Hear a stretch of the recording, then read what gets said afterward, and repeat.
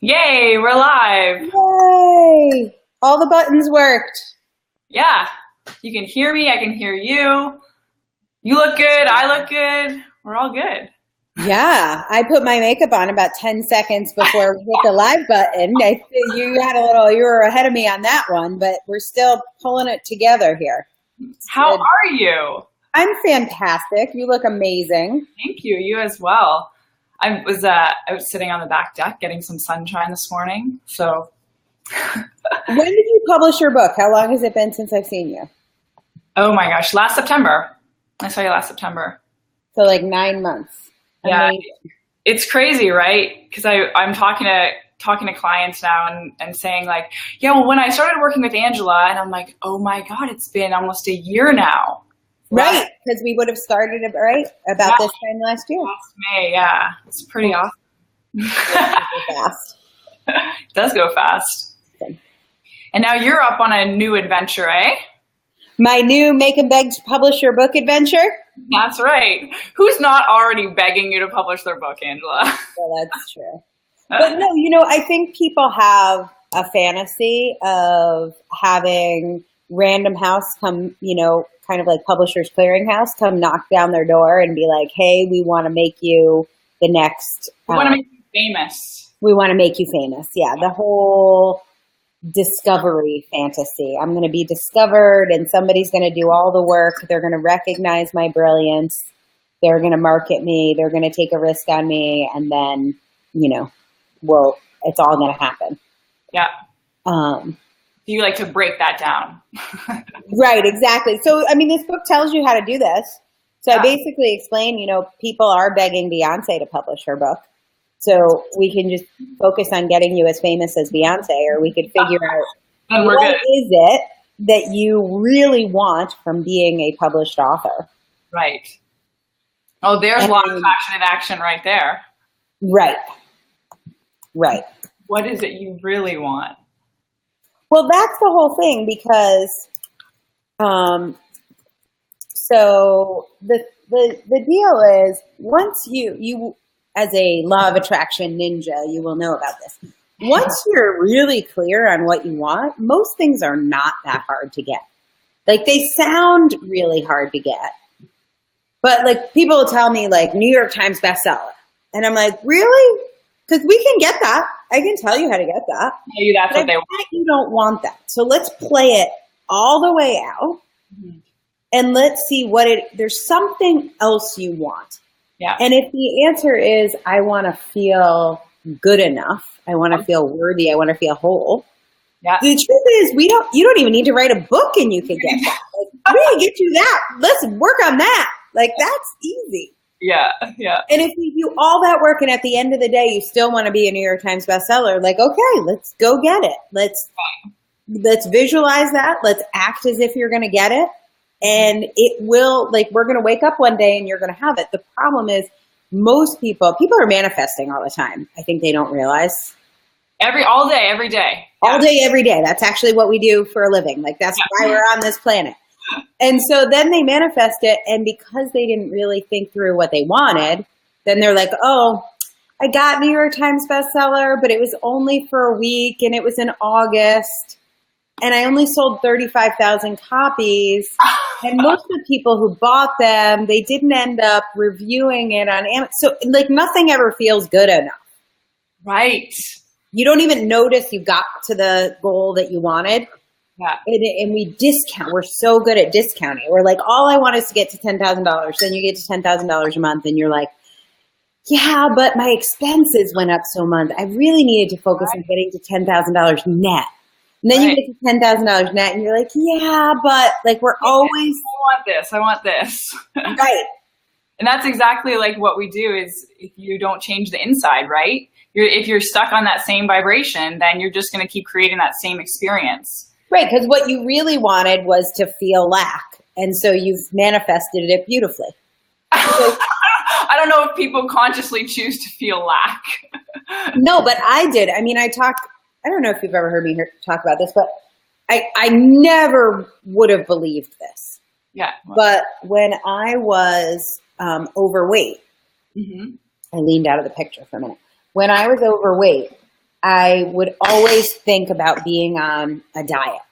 And then sometimes I was on a diet and I was losing weight and I would lose weight and then I would stop being on the diet and I would gain weight back. And I thought these were all like good things and bad things that were happening to me. Like it was good when I was losing weight and it was bad when I was gaining weight back. And it was very binary in my head. And like obviously binary. Like you couldn't have convinced me anything else. Right. But the truth was I was only doing one thing. And that was wanting to want to lose weight. Mm. So the reason I wanted to want to lose weight is that is a really fun state where anything's possible. As soon as I lose weight, I'll get the boyfriend, I'll get the promotion, I'll stop fighting with my mom, I'll look good in clothes. Right. Once it's done, you may or may not find out those things are true. Mm-hmm. So I kept putting myself not into a state of lack so much as into a state of wanting. Yeah. Like I want, for a lot of people, it's I want to make money. Because the desire feels good because we're not actually having to show up yet. Right. Yeah. Yeah. Like, okay, if you really want that, you could go get it. But then you find out all the other things you didn't want to find out. So being overweight or being in a state of wanting to want to lose weight, mm-hmm. it like saved me 30 years of having to like feel my feelings. Yeah, that's great. Good job. Right? Fucking A, brilliant. I see why I came up with the plan. Like, yeah. Well done, brain. Yeah, exactly. And then you can forgive yourself. Like that to me, like the biggest part, most important part of my weight loss journey was forgiving myself. Because once I was like, oh, all I did was made myself safe. Like I was afraid to feel feelings and I made myself safe. And I happened to do it with food and other people do it with being poor or drugs or whatever. That was just the one I picked. Yeah, this happens all over the place in everything we're doing. So yeah, it's easy to want. So what then was the switch for you from, okay, just wanting and going that to like understanding that, to that awareness opening? You must have read, have you read any of the Pam Grout books? All of them. Okay. So she was like a big key for me. And The Secret was a big key for me. When you do it, when you manifest something and you're 100% sure you manifested it, yeah, like you can follow the whole thread. And it's something really little. And there's actually in the first Pam Grout book, E Squared, maybe it's called, I'm actually in that book. Cool. And one of my first manifesting experiments, I had read The Secret. And there's something in The Secret that tells you to manifest, I think it's like a cup of coffee or something. Mm-hmm. And I did it. Like on the plane, I read the book and I got off the plane and I did the thing that it said to do in the book. Made that connection between I did that. You did that with my thoughts. My thoughts, yeah. And I remember telling Pam this story and I was like, it was like for sure. Like there was no way you could have convinced me any other way.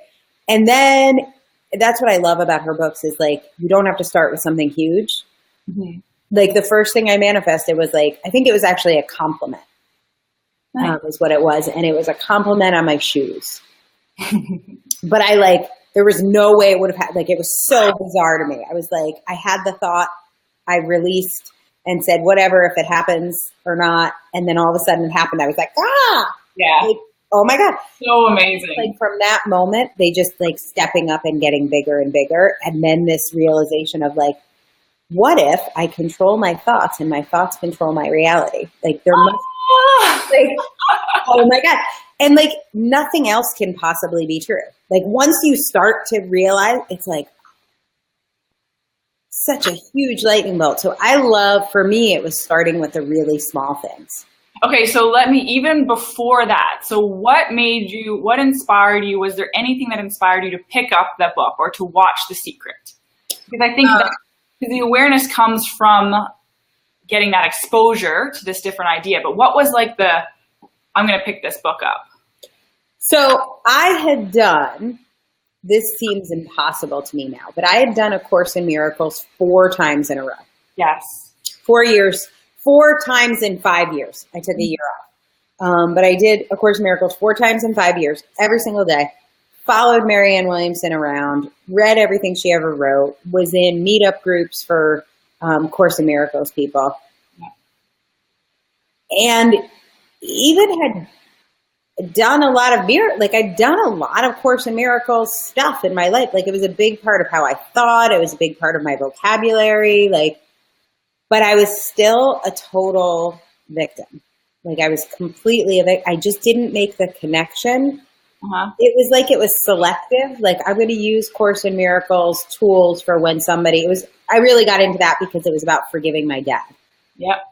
So my dad was an asshole. And then I was like, somebody at my church said, forgive 7 times 70. And I was like, I don't know how to forgive this dude. And then I found A Course in Miracles. And I used A Course in Miracles to forgive my dad. But it was very compartmentalized. And then I was married. And my husband at the time hit me. And there's a whole bunch of other stuff, abuse stuff. But the minute he hit me, I was like, okay, I have to fix this. Like, this is really officially fucked up. And that was when I made the connection, even though I knew all this Course in Miracles stuff. Yep. I hadn't made the connection that I wasn't really, truly accountable in my own life. Right. So it sounds stupid. Like, when Byron Katie says, I look forward to getting raped again, I'm always like, what the fuck are you talking about, lady? Like, that's crazy. Why do you say shit like that? But I literally am so grateful to my husband, my first husband, for hitting me. Because it was like such a wake up call. Exactly. And like when Byron Katie said, like, I look forward to that happening again. Like, if it could lead to this kind of transformation, like, sure, bring it. And we only know that looking back, because when we're on the other side, we're like, how the heck could it get, you can't see the path. You can't understand how good it could feel. Right. Yeah. And I was like, at a point, that was probably a good 5-year journey. And over those 5 years, I was like, I am going to figure out how to fix this life. Like, I was so unhappy. I was 315 pounds. I hated my job. My husband was hitting me. People don't talk about this, but I had a baby I was not fucking into. Like, I hated my kid. I was not a fan. This is very fucking annoying to me. So, like, I'm like, I worked so hard to become a mom. Like, I had infertility problems because I was 300 pounds. So, like, I worked so hard to get pregnant, and now I don't even like this kid. My relationship with my mom was really screwed up. Like, literally everything in my life was a disaster. And you feel like you didn't feel like you had control. Like, you were just living that life, like reacting to what was happening. So it's not that I didn't feel like I had control. I was 100% sure I didn't have control. Right. I didn't tell him to hit me. Like, I didn't tell my baby to be colicky. Mm-hmm. I mean, I read all the Make Your Baby Be Happy books. I gave him the gripe water. Like, I did all and I rocked him. Like, yeah. Nothing was fucking working. Like, everything was against me. Everything. Oh, I had really bad genes. I had the fat gene, and I had a really high set point. I had a doctor who told me. Yeah. She said I'd never be able to lose weight unless I ate 800 calories a day and exercised at least twice a day for the rest of my life. Crazy. She told me. She's a doctor. I saw the degrees on her wall. Yeah. Oh, we must believe them. Oh yeah. So I had so much evidence that, like, I just drew the short straw in life. And then you had an awakening. Yeah, and I wish I had some sort of moment, and then, the skies parted and Jesus came and talked to me. It wasn't like that. It was like I kept reading and I kept trying things, and it was it was in that 5-year period that I manifested that compliment, and then I manifested a cup of coffee, and then I made my first vision board. And can I tell you about my first vision board? I wish I had a picture of it. I would show you.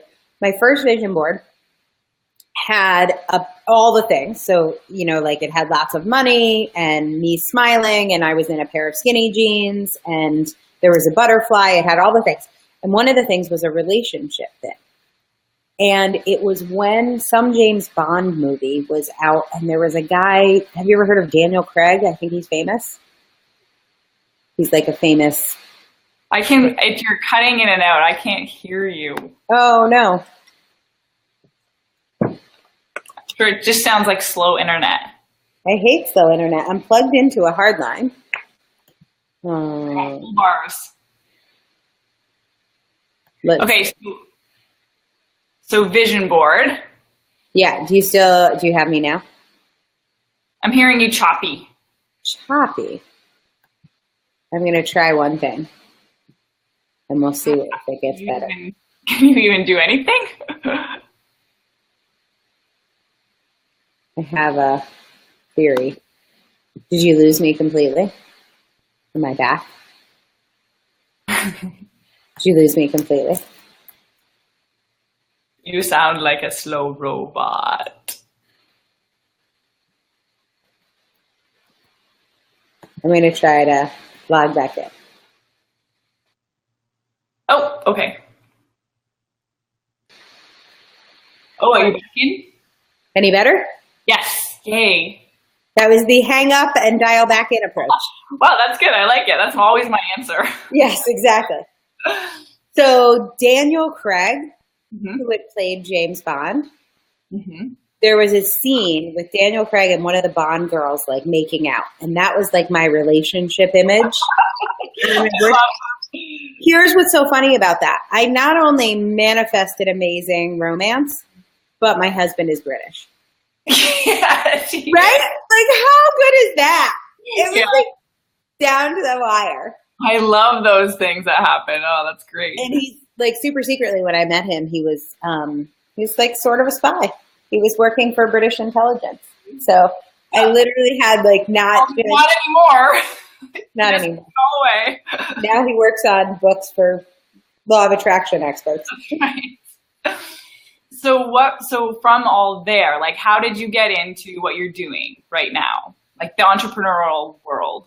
So there was a book that I read that is probably sitting right next to me. But there's a book that I read by Martha Beck, and it was called Finding Your Own North Star. Yep.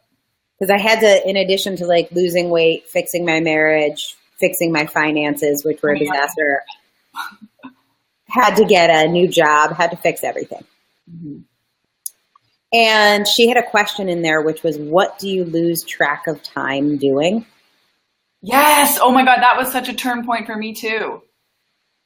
Oh, I spent 3 years on that question. Oh. And I answered it right away. I was going to see if I could find it. So I answered it right away. And what I wrote was reading self-help books, talking to my friend Jenny, and playing cards. And I remember doing it, and I'm like, it's not what like the heck is going to come out of this. This is a dumb assignment. Right. You could make a living reading self-help books. Like, So I just like worked on it. Like, what am I going to be when I grow up? Like, I kept working on it for years. And then there was literally a day where I just got my whole business plan downloaded from the universe to me, like in full detail, every single thing about it. So, okay, wait, before that happened, because to me, that's a lot of like, you're getting in alignment, you're tuning in with your higher purpose, and then you're getting that download or the information come in. But you have to be in some element of open space, like receiving mode, to get that, right? Yes. Yeah. So read the book, worked with my coach, went to a bunch of events, like was just doing the work, was just showing up. Yeah. I was doing art therapy with like a young therapist, which was totally out of my comfort zone. Yeah. Not good. And then I was also in, this is going to sound so bizarre because you know me really well. I was in a quilting group for survivors of domestic violence. Amazing. And I made these quilt, which was totally just called meditation. I didn't know. I thought it was about the quilt. But I would just go to the group, and there were like, I don't know, there were probably 10 of us in there that were all survivors of domestic violence. And most of them were from like much rougher situations, but not all of them. Like one of them was a diplomat's wife. Like, it was an amazing group of women. And then we would go there every week and we would quilt. And in the process of quilting, which was mostly just sitting there like sewing shit, we wouldn't really talk about there was no talking. Like, there was no, like, I mean, there might be talking, like, can you give me a scrap of the purple? But there was no, like, processing our trauma. We were just doing stuff. And it was almost like a tribute to my old self. It was almost like working that off subconsciously. I think I thought about other victims, because I'm thinking about the quilting squares that I made. It was like, who do I want to be in the world now? Or what message would I have for somebody who is going through that cycle of shame? Right. So I think it was like a gift. I mean, even though I'm not a beautiful quilter. Right. But so much processing, like, and letting go and understanding and developing your awareness throughout that. That is why tools are so powerful. And all different ones are amazing for different reasons for different people. Yep. Totally. Yeah. And I am, like, for people who are watching this, like, I am definitely not a quilter. Like, you definitely don't think quilting. Let me just quick call Angela Lauria. She'll have some tips. She'll have some tips. She'll know what to do. But somebody recommended it to me, and I was like, okay. Yeah. Like, let me try anything. I was totally in a let me try anything. Cool. And law of attraction was like one of the things I was like, yeah, like the open, like you were talking about. Like, I was like, okay, let me try to manifest a cup of coffee. Like, let me see if it's going to work. And I was like, what I'm doing is clearly not fucking working. Right. So do something different if you want something different. Right. I think I must have been like, it was like between 35 and 40 or between 33 and 38. Mm-hmm. Like, my 30s were not, I did not nail my 30s. I was pretty miserable for the whole decade. I was either miserable or trying to figure my way out of misery. Right. I'm killing my 40s though. Yeah, you are. Good. And you're teaching us how to kill the 30s. And I don't know that I would change anything. Like, I feel like I just had to go through the fire. Yeah. Yeah. I think maybe you could do it faster. With what? I felt so alone during that. Like, I was making everything up. Like, the only thing I had were my self-help books. Mm-hmm. And most self-help books, the way they're written, and the exception for me was Brooke Castillo's If I'm So Smart, Why Can't I Lose Weight? But most self-help books are written for you to, like, read it, and then good luck. Hope you can figure out how to implement it on your own. Yes. And I would take, somewhere I had this book. It was called Journey into Solitude. And I went on who fucking does this? I took that one book on a 3-month vacation to the eastern provinces in Canada. And I know that's over here for sure. Here it is. One of the many I have many Eastern Canada books. I don't know why I came up with this idea, but I took this book and many other books and I traveled throughout Nova Scotia, Newfoundland. Oh, because I was into a band. Place. Eastern Canada is awesome. Nobody knows. It's amazing. So I was into this band called Great Big Sea.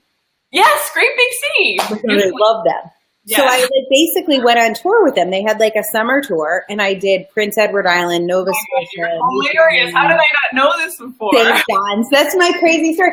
So I spent a summer, and I did that book, but I was like totally alone. Like, I was sitting in amazing places, and I was like, I'm gonna do every exercise, and I'm gonna do it all the way. Oh yay! Patrick's like with me. He understands the power. Nobody knows about Eastern Canada. Hey, Angela. I did every exercise, but I was still so alone. I mean, I had Great Big Sea, and I had like the beautiful, and especially this summer in Eastern Canada is like so gorgeous. Yeah, absolutely. I actually think like that time of solitude is a part of a lot of very successful people's journeys at some point. Yeah, I was just like, figure this out. And it was sort of pre-cell phone, or at least it was pre-roaming in Canada. So I didn't even really have a cell phone. I was sending postcards. Like, every town I went to, I remember writing out postcards and sending postcards back. So that makes sense then. So that is going back to these self-help books being, because I was the same. I read tons of self-help books, and I still think about this, like how many books we read, and yet the little differences that it makes in the life. Right? Yeah. Totally. And then there were like just a couple, like that one question in Martha Beck's book. Like there's a couple, like out of all the like many, like I have rows and rows and rows and rows and rows and rows and rows and rows of books, like, and like out of all of them, like how many of them really changed my life? Yeah. How many do you think? I actually did the exercise of when I first started my business, and there were 100 books that actually made like a huge difference. Wow. That's how I came up with the difference process. So I took the 100 books that had changed my life. Oh, wow. Cool. And I reverse engineered what do they all have in common. And that's the difference. That's the difference process. So my first book, The Difference, which you could find at thedifferencebook.com, actually takes the analysis of those 100 books. So one of them for sure was A Return to Love by Marianne Williamson. That was like a big turning point for me, that book, which I found out about on Oprah. Mm-hmm. Like while I was in high school watching Oprah after school, like Oprah. Make some Oprah. Anyway, so yeah, so the big thing for me was like, what's the difference between all? And it's not like the other books I thought were bad, but what's the difference between a book that really changes your life? Yes, and a lot of it is vibing with the like. A lot of it has to do with the reader, but a lot of it too has to do with the author being like real and authentic and showing up and being themselves and not trying to do something with the book. Yes. Like a lot of the academic books that I'd read, and there's like lots of them that were amazing. Reinventing American Broadcasting, 1899 to 1922. Fantastic book. I'm looking at it right over there. Not going to change your life. Right. It might inform you, but it's not going to change your life. So that's why I'm so focused on writing the book as a love letter to one person. Yeah, that was a big shift too. I think that traditionally authors are trained like, hey, reach as many people as you can. But when you understand, and it goes with law of attraction and all the underlying vibration of your intention, when you are being authentically you're authentically connecting with those people that are meant, that you're actually going to help. I didn't know I never got that law of attraction connection, but that's totally there. Absolutely. Oh, yeah. Because you're kind of calling in the real readers. Yeah. Like, other people might read it, but you're calling in the one. Yeah. Yeah. I would say that most people who write a book their general intention is to help or to make a difference in some way. And then you have just streamlined the process to be able to up level that, to make that more powerful, right? Yeah. Totally. And it's definitely like, for sure, there's one step called Envision Your Success. Mm-hmm. And that entire step is just the law of attraction. Yeah. Like that is just, like the step is like, hey, we got to get very clear about what your life is going to be like and how you're going to like. So people who already know law of attraction, I think, like, I won't say the difference process is hard, like writing a book with us is hard, but it's a little bit of a brain teaser. Like I make your brain work in ways it's maybe not used to. And if you know law of attraction, I think a lot of it makes sense. You're like, oh, I see why she's doing this. Oh, totally. Yeah.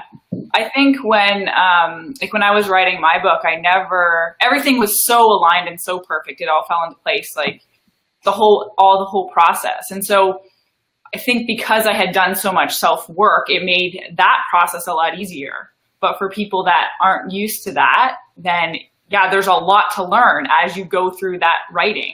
Mm-hmm. Yeah. Totally. And I mean, I just this weekend edited a book on data governance, and a great book, but like clearly not a lot of law of attraction if you're doing, or we had a book on cybersecurity recruiting. Like, so for those people, it's like they're learning the law of attraction by doing it, which is one thing I would say, such a better way to learn it than I probably spent 2 years reading about law of attraction. Like so much better, just pick something like an amazing kitchen. Yeah. And try and create an amazing kitchen using law of attraction rather than just, I'm going to read about it and learn about it for some future date when I'll apply it. Right, right. See how you're using it now. Yeah. So how has in terms of you building your business from where you were to where you are now, has it changed at all in terms of your intention with it? What's your ultimate vision? That's a hard one.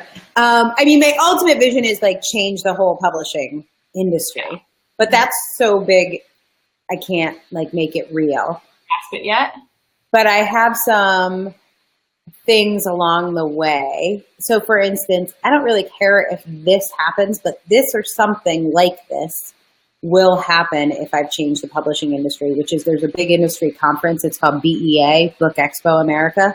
And so I kind of have this on my vision board of keynote speaker at BEA. Yeah. There are 50 other things that would be just as good. But something like that will let me know that I'm really that is very law of attraction is asking yourself, okay, well, when this happens, what is something a little smaller that I can relate to and grasp that would be a part of that? Right. You don't actually focus on that thing. It's just this part of it. Right. Yeah, so that's a thing for real. But the one thing I would love to share with people is just how exactly the same it is. When I was starting my business, and had 0 clients and 0 revenue.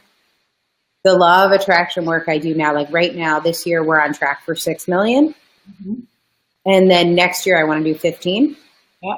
The work I'm doing to go from 6 million to 15 million is 0% different. Yes, I love that. It feels exactly as hard. Right now, if you don't have clients or you're thinking about starting a business or you're thinking about quitting a job, which I quit my job in 2013, maybe 2012, 2013, I think, that I still had a corporate job until 2013. It was relatively recently. Yeah, Not that long ago. So I think it's June of 2013 was my last day. So, and I went part-time, whatever, but the idea of I couldn't, all those puzzles you couldn't figure out, how can I quit my job? But then how do I pay my bills? Because my bills are $8,000 a month. And if I quit my job, I have no $1,000 a month. I have $0,000. Right. It's just I can't figure it out. It feels exactly the same.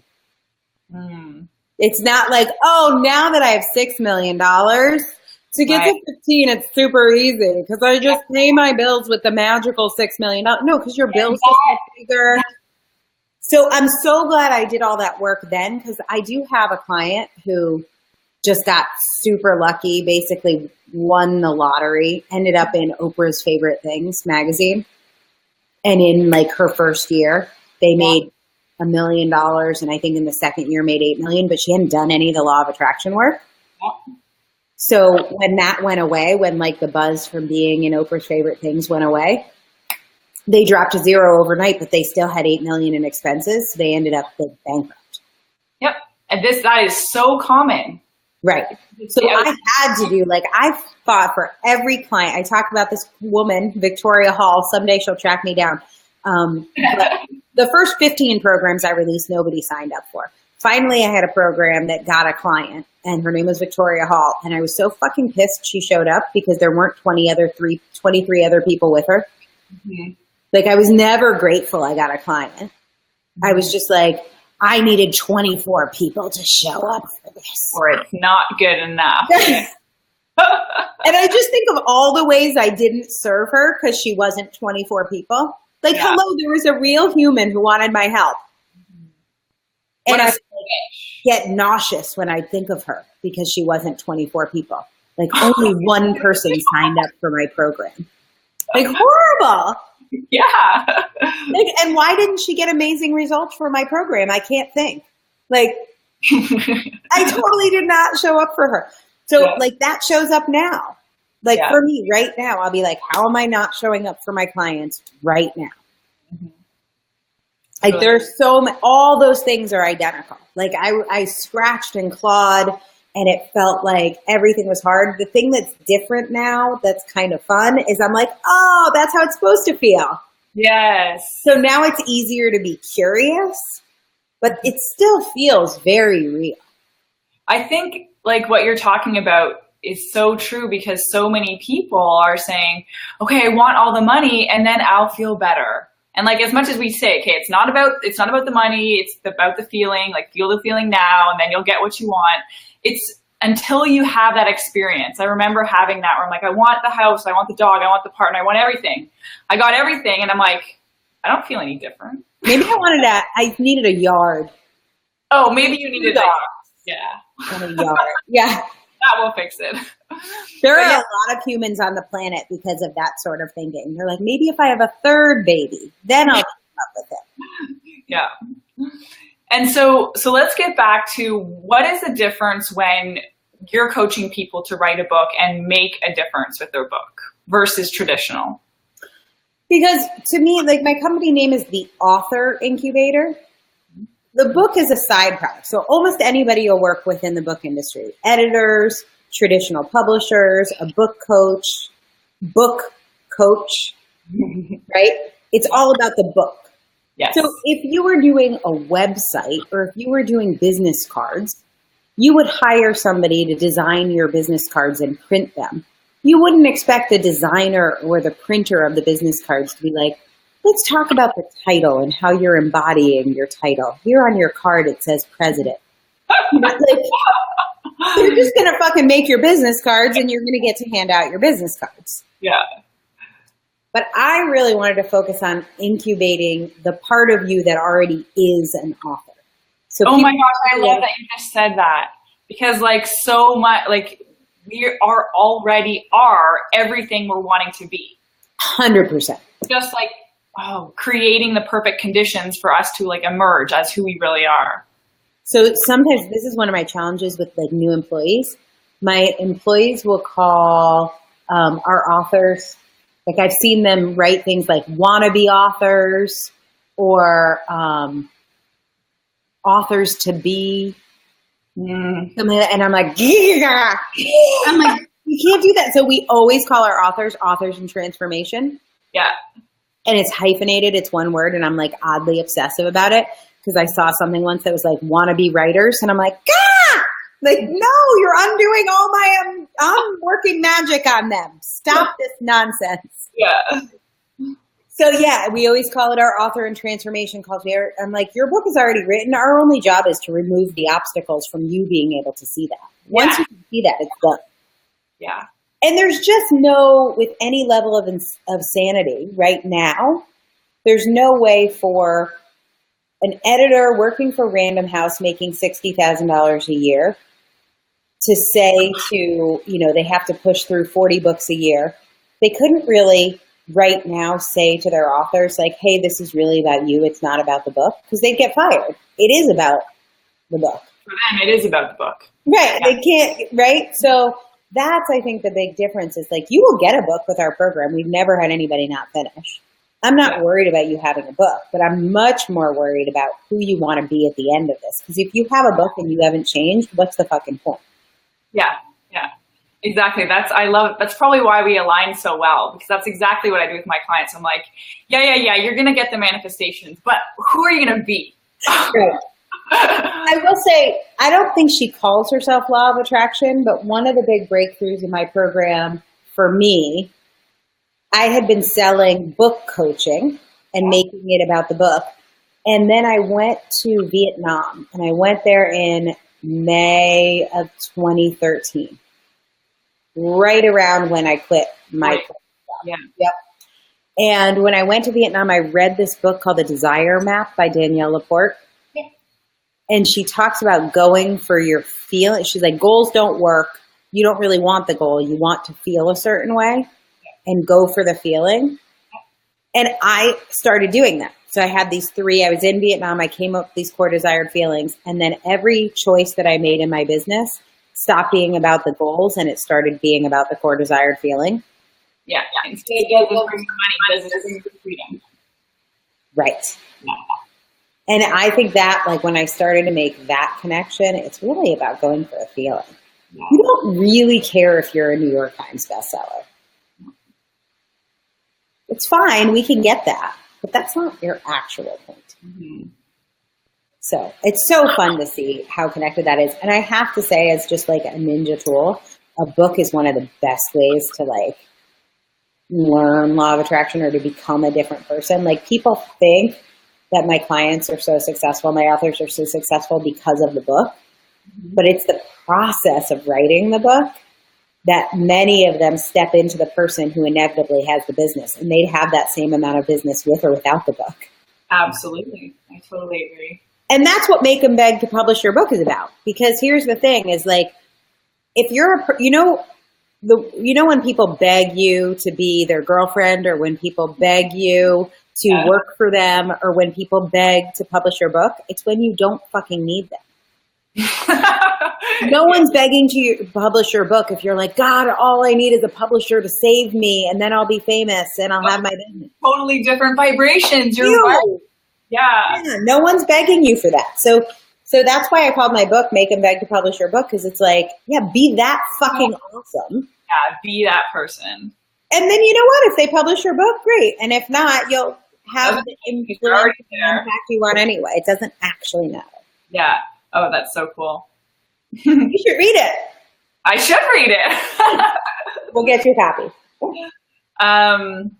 Okay, so looking back over everything, is there anything you would have told your earlier self or for anyone who's just starting out about this process, about becoming this version of them that they want to become?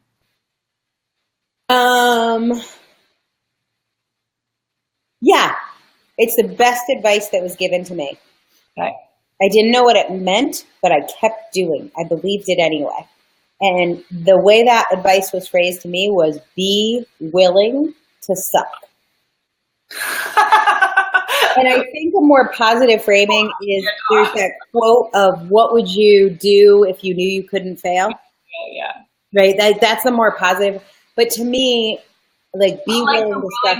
In there. I like that a lot. So I was like, wait, what if I was just willing to be embarrassed? Like, what if we were willing, like, have you done a lot of Be Lives? Have you done a lot of Facebook Lives? Personally, no. Right. I'm starting to. What if it's a disaster? Then it doesn't, who cares? Who cares? Like, that was always like that. Right. But for a lot of people, I think they're like, well, I have to figure out what's that. Like, what if you don't have to figure it out? What if you just did it? Go and do it, yeah. And then if it's a disaster, we just won't do it again. We can do it. Or we'll adjust. Right. Yeah. Like most things are not a big deal. There's a great part of Tim Ferriss's book, The 4-Hour Workweek, where he actually says, like, list out all the worst things that could happen. And go do them? No, he's like, in a scenario, like we're going to do Be Live, but you've never done a Facebook Live interview, so you're really scared. So like, let's like go big. Let's list everything terrible that could happen. Like 100 people unfriend you. Mm-hmm. Nobody watches. Mm-hmm. Your mom calls you and says like, this is a terrible, like what's the worst stuff? And when you really do that and you look at the list, it's usually like, not that bad. Like, okay, the worst thing I could come up with is 100 people unfriend me. Like, who are these 100 people that would be so upset that I did a Facebook Live? I guess I don't want to be friends with them anyway. Yeah, I know. That's what it comes down to. Right? It's like, and by the way, that's not going to happen. When you look at it, you're like, wait, 100 people don't even notice it. Like, and I think if you're tuned in, if you're taking these actions because of something that's connected to your authentic self, you literally can't go wrong. Right. If it appears to be wrong, those 100 people are not meant to be on your list.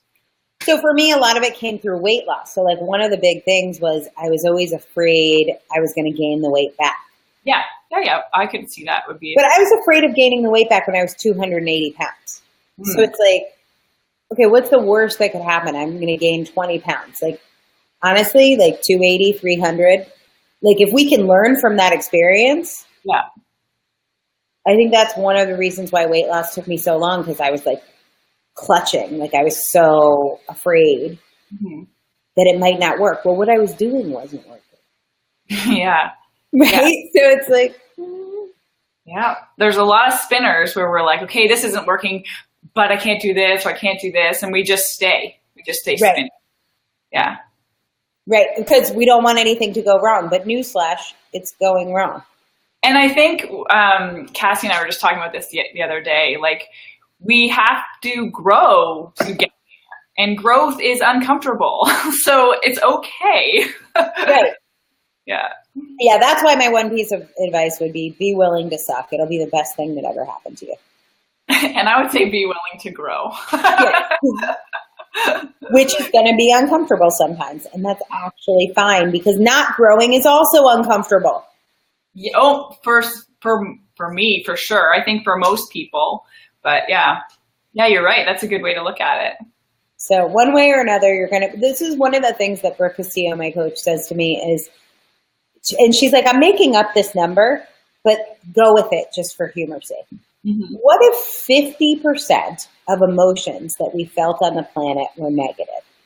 Mm-hmm. Always, no matter what you do. Like, you could do tons of self-help work. You could do no self-help work. Like, no matter what, there's a minimum baseline. All humans will experience at least 50% negative emotions. Yeah. So that to me, it looks like I have my next. Okay. I have my next thing. We can talk about law of attraction forever, but it's just like, if I don't have to get it right, mm-hmm. if you just release attachment to that, you get it right so much more. And God, yeah. You summed it up. Just release attachment to it. Just like, mm-hmm. let it be. Right. Yeah. Thank you so much, Angela, for sharing all this information and with everybody, and hope you guys enjoyed, and we'll catch you next time. Another Be Live. Bye, everyone. Good to talk to you, Ginny. You look amazing. You too. Bye. Ciao.